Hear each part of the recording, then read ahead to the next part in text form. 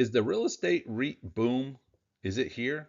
Understanding the 2026 market surge is what we're asking today. But is the REIT boom really here? Hey everyone, welcome back to the channel. I'm Doug, the retirement guy, and today the question I have is the REIT boom, is it here? We've seen the interest rates drop off here in end of 2025, and we're starting to see some big things out of 2026 from the REIT industry. So understanding the 2026 market surge is what we're going to talk about today. And when I ask that question, is the REIT boom here? Should we invest deeper into REITs or keep it tight across the board? Is this the next sector to take off?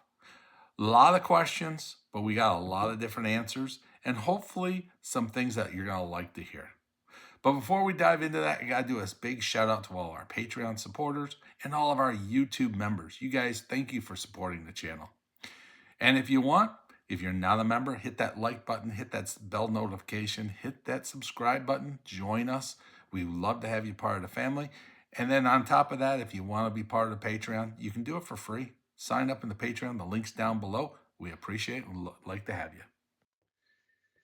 Important information to all investors. This is for educational purposes only. This is not financial advice. This is distributions are always not guaranteed and they're always risky. And professional consultation, always conduct your own thorough research and also ask for any professional qualified helper in making market decisions and investment decisions, along with tax decisions. So let's give you a quick summary of what's going on here. The market outperformance. The REITs significantly outperformed the market in 2026 with VNQ up 4.67 and S&P 500 is only up 1.43%. Now I know the market's 21 days into this right now. But we're seeing the effects of the Fed Reserve pivoting, cutting their rates. In August 25, when they started to mark the turning point where they're making those changes, this is what created the REIT's beneficial part. And we're starting to see it pay off big at the beginning of 2026. And the diverse REIT performance. Well-diversified REITs have maintained their distributions while mortgage REITs showed rapid rebound. So the whole market has seen some big growth and some big things happening. And is this going to be the year of the REITs? So the market performance overview already. So as I just said, VNQ ETF had gained 4.67% year to date, nearly 3 times what the S&P 500 has already done. The individual REITs have delivered impressive returns with the Realty Income Corp, and the signal on that one is O. We've talked about that one before, is leading at 8.96% year to date. These outperformance signals a robust recovery from the downturn experienced in 2022 to 2023 when they started rating. The rate hikes just went up, up, up. The REITs are significantly benefiting from the current interest rate environment, with the mortgage REITs showing the strongest gains. Look at the chart right here. It starts off with the baseline is always S&P 500. And over the past 21 days, you see the S&P is up about 1.43%. But VNQ is already up 4.67. Realty Income O is up 8.96. The NNN, the triple net REIT, 7.96. The Federal Realtor is up 4.69. So this is not just one particular company benefiting. Everyone in the REIT industry is benefiting from these tax, basically from the interest rate changes. So again, we go through it, giving you just the top performing REITs so far. And these are the popular ones that are out there that are just showing, they're the big boys. These are the big funds in the REITs across the board. Then we turn around the page to the mortgage REIT performance, year to dates. AGNC, the investment corp, does a ton of mortgages. They're the backing to a lot of banks of mortgages. 9.15% already growth. You got NLY 6.55, REM. This is from iShares. It's an ETF that's 6.47, and then you have DX at 4.05. So again, even the mortgage companies are showing their strong change to those interest rates. They're starting to decline. They're starting to make their changes, and we're having some strong recoveries from that 2023 period. So the interest basically rate impact. This is the one that really just kind of tells the telltale story. Is in 2022 they started raising the rates. Okay, rates started coming up. And we came out of the so-called COVID program. We got into we got to recover. We got to get money back. They started raising rates, trying to control the economy. And then in late 2025 is when they started saying, look, rates are just, we got to get these things down. We start making changes. We start getting some rate cuts. And the market accelerates. The market starts taking off. And it's all based off of interest rates. Now we talk about the Federal Reserve. After 30 months of consecutive rate hikes, the Fed paused and now started to do some reductions in August of 25. The positive signal for REITs is that it pivoted as the positive for real estate equity started to change. The interest rate started to come down. They started finding more marketplaces. And with the market reaction, this is where we're starting to see our big gains. If we continue to see rate cuts, will we see bigger growth? And is this the start of it all? Or are we just seeing a quick reaction to a current rate cut? Well, what you want to look for is the REIT categories, well diversified. And when we're talking about this, is we took the big three out there, and Realtor, Agree, Triple Net, and Federal. Every one of them continued in the third quarter paying out their distributions. And this is what makes REITs so well. They will continuously, because most of these are rentals, okay? Most of these that you see on the board are dealing with those rental payments.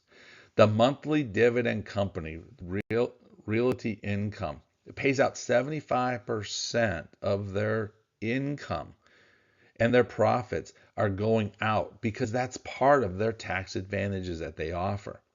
These guys are continuously paying steady distributions. Now, are dividends guaranteed? No. Can they change in time? Yes. Can they eliminate them completely? Most definitely. But what we are finding is in the strong, powerful companies that have broadened themselves out, that they've gotten into office, they've gotten into warehousing, they got into all different aspects of the realtor market, are having dividend stability. Now, the cycling and mortgages, the critical REITs, property sensitivity to economic cycles, hotels, office buildings, and specialty retails are actually still struggling to get back into the cycles. They often experience dividend cuts during downward times and are highly vulnerable to interest rates rising. Performance is tied to consumer spending. So think about this one. It's always this thing I've always tried to teach people when they talk about REITs. Hotels. Who does hotels? Well, there's a good market for I call them the vacationers. You know, you're going to see family, you're going to see someone, you stay in a hotel. But hotels are built around business. Okay? So a good chunk of their business is business, but they also need the vacationers. And if all of a sudden consumer spending slows down, what's the first thing you're going to do? You're going to cut your spending on hotels. You're not going to travel as much. Office buildings. We learned through the whole COVID program that you can work from home. And a lot of companies are still doing the work from home and you're leaving the office building space. Specialty retailers. You're seeing the Sears, the J.C. Penney's, all the Macy's. You're seeing places closing up, slowing it down. Mortgage REITs, though, are still very, very sensitive to the interest rates. They're borrowing short term to invest in long term mortgages. Those mortgage companies are having huge increases in their performance. And they're significantly volatile to the high recover potential. So it's like the market's been beat down so much that it's time to bring it back up. And that's what they're showing with the interest rate drops. That's why not always being 100% in REITs, which is the building side of it, being in mortgage REITs is keeping it diversified, a little bit of building with a little bit of mortgage. Now we talk about the dividend stability. Sustainable payouts ratios. Leading REITs maintain healthy payout ratios between 63 and 75%. That's indicating a strong financial health. And the four that we put on the screen are the four key factors out there. I personally own the realtor income. I like that performance. I like what they do. It's not going to be a distribution that you're going to go home and say, oh my God, I'm making X big dollars. But it's a consistency. It's the paying that I get. It's on a regular style basis. And even through troubled times, it's paid out well because when you look deeper into the company, you'll find that they do the warehousing. They do the Amazon packages. They do the Walmart side of it. They do FedEx. They're deeply involved in some big shipping and supplying type companies. So I highly recommend that you research each and every one of these to see if REITs fit into your requirements. The dividend growth, the Triple N REIT delivered the largest dividend increase in the third quarter, and the Fidelity Real Estate Trust announced its largest increase in years. So these guys are going to pay bigger distributions as the income and the money rolls in. It's part of being a REIT. It's part of the way they're set up. Now, realtor income maintained their 4.2 in distributions over the past decade. So this one's known for reliable income. That's why I said I own that one. I like that one. It has that just a standard income generating piece. When we take a look at what's currently happening out there in a typical comparison, realtor income yield comparison, they're well above other companies out there. They're gaining and growing across the board. So elevated yields, resilience recognition, and favorable environment is happening. So the current interest rate environment has enhanced REITs evaluation, with many establishing new 52-week highs while maintaining an increase in dividend payouts. So it starts showing us in that question that I asked originally, is it the boom on? I don't know if it's a boom, but it's definitely a recovery. It's recovering back to where we used to be. And it's probably a great market if we continue to see interest rate cuts coming along. And the nice thing about it, it's a slow moving turtle. You're hearing it ahead of time. Our interest rate's going to change. What's going to happen? And gives you some reaction time into a fund. Now, the market outlook. Now, this comes from my own personal research. This is my just doing the researches on REITs across the board. And there's a positive outlook for REITs everywhere I turn. They expect rate cuts to continue. They expect the market consensus anticipates additional rate cuts through 2026, further reducing the borrowing costs for REITs and enhance the profitability. The Federal Reserve pivot, they're shifting from hiking the cuts to reversing it to cutting the cuts. So everything that was plagued in the REITs during 2022, 2023 supported and continued the growth, but it slowed everything down. Now, if we were a patient investor, I'm going to have to say it, like myself, who maintained the exposure through the 22 and 23 seasons, in those downturns are now experiencing capital appreciation as the market recognizes the REIT strength.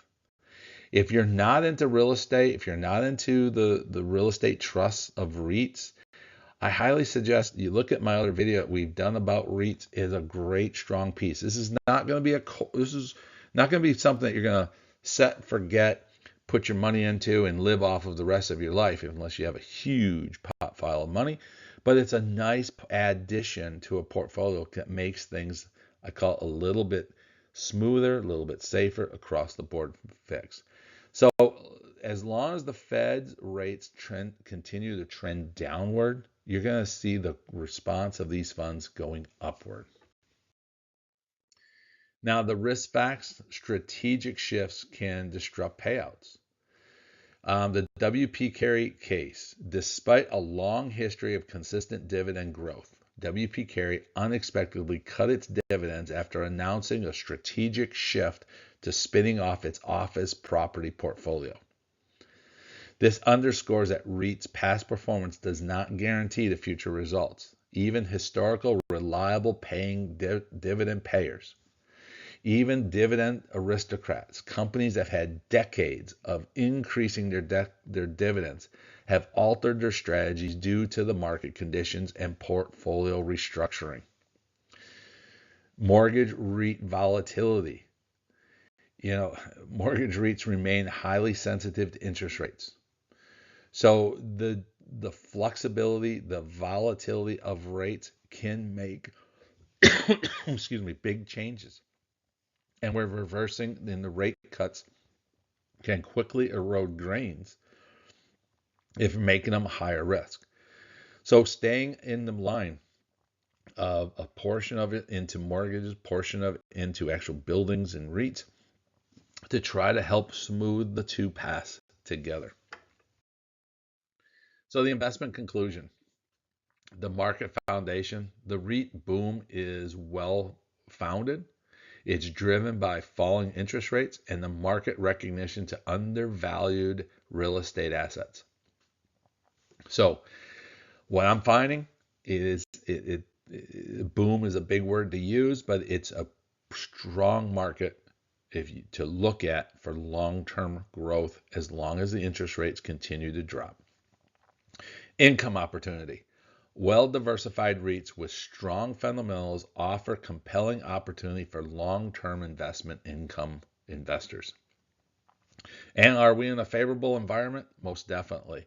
The market, the future rate cuts of 2026 will provide a foundation to continue the REIT's growth. So strategic recommendations and the approach that is put out there is allocate a high quality diversified REITs. Focus on sustainable dividend payers and consider well-capitalized REITs. Not every REIT is the same, but do your math, do your homework. There are a lot of value out there. Let me know what your thoughts are of this. Do you think REITs should be a part of your portfolio or not? Let me know your thoughts. I think REITs are definitely a nice piece in my portfolio. It's probably only about 10% total of my whole national portfolio, is because it's really only done with about 3 different pieces. Let me know. Leave a comment below, and we appreciate it.